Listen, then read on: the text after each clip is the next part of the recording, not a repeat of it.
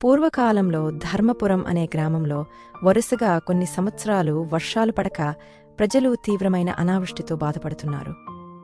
ఆ గ్రామంలోని పెద్దలు అయిన ధర్మయ్య మరియు వేద పండితుడు సోమశర్మ కలిసి మనమందరం కలిసి వరుణదేవుణ్ణి ప్రసన్నం చేసుకోవడానికి యజ్ఞం చేద్దాం అని నిర్ణయించారు.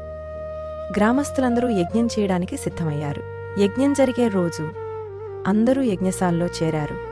కాని వారి హృదయాల్లో యజ్ఞఫలంపై సంపూర్ణ విశ్వాసం స్పష్టంగా కనిపించలేదు. అప్పుడే ఒక బాలుడు చేతిలో గొడుగు పట్టుకుని యజ్ఞవాటికకు చేరాడు. ఇప్పుడు వర్షం పడట్లేదు కదా, గొడుగెందుకు తెచ్చావు అని ఆ బాలుణ్ణి కొందరు గ్రామస్తులడిగారు. అప్పుడు ఆ బాలుడు అమాయకంగా ఇలా అన్నాడు, మనమందరం వరుణదేవుణ్ణి ఆరాధిస్తున్నాం కదా, యజ్ఞం పూర్తయ్యాక తప్పకుండా వర్షం కురుస్తుంది, అప్పుడు తడవకుండా ఉండేందుకు గొడుగు తెచ్చాను అని చెప్పాడు. బాలుని నిష్కపట విశ్వాసం విని అందరూ మౌనమయ్యారు. తమలో ఎవరికీ అంతటి విశ్వాసం లేదని గ్రహించారు.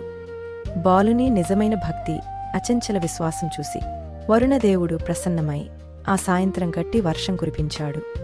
కొద్ది రోజుల్లోనే గ్రామం పచ్చగా మారింది. ప్రజలందరూ ఆనందంగా జీవించారు.